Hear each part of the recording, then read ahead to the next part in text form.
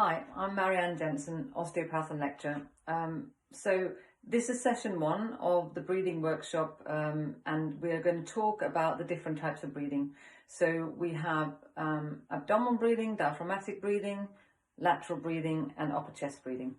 So the first one, normal relaxed breathing, or abdominal breathing and diaphragmatic breathing, is a kind of piston movement of the diaphragm up and down. So you breathe in by lowering the diaphragm as the muscle contracts, and you essentially create a negative pressure in the lungs, and the air gradually comes in.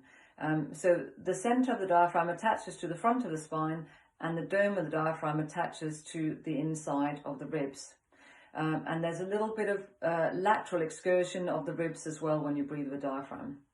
So the diaphragm has many roles. It has a digestive role where it massages the digestive organs to encourage the movement and the blood supply and drainage of the digestive system.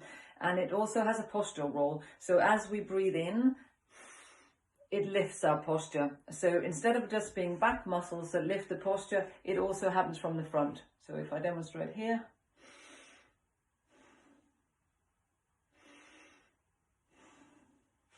So it's got a very important role in back pain and neck pain from that point of view.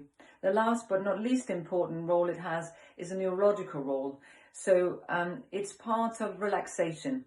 So it opposes the response that we have in fight and flight, and therefore particularly important at this point in time where there's a lot of stresses that might cause fight and flight responses.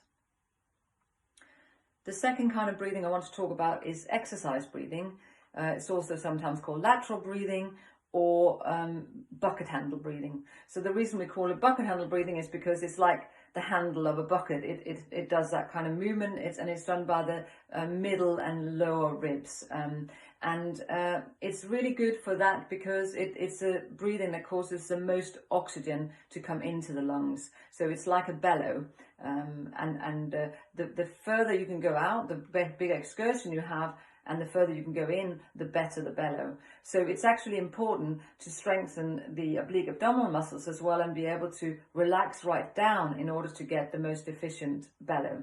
So exercise breathing is really good for aerobic exercise like rowing, swimming, running, but it's dysfunctional if it's overused in normal life when you're just standing and sitting, and it does tend to give a little bit of a rounded shape to the back.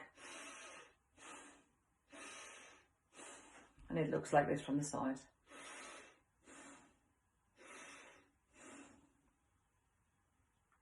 The last type of breathing I want to talk about is extreme demand or upper chest breathing. So it's done with these muscles up here called the scalenes, and it's the movement is a bit like a pump handle, so like an old-fashioned water pump of the two upper ribs. The muscles above these muscles or on top of these muscles also tends to get a bit shortened if it's done too much. When does it start to happen? It starts to happen when it should happen. So when we need that extra bit, if we've had to run prolonged and we need an extra last sprint, then we can get that extra bit of air and then it's okay. It can also happen after illness such as croup or asthma.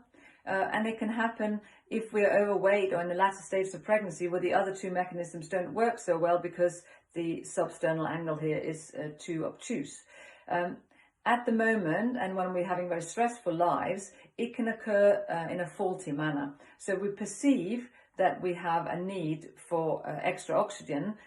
So this is a fight and flight response because we have a stressor. But in reality, there isn't any need for extra oxygen. And then it becomes a dysfunctional or faulty type of breathing that can actually be quite detrimental.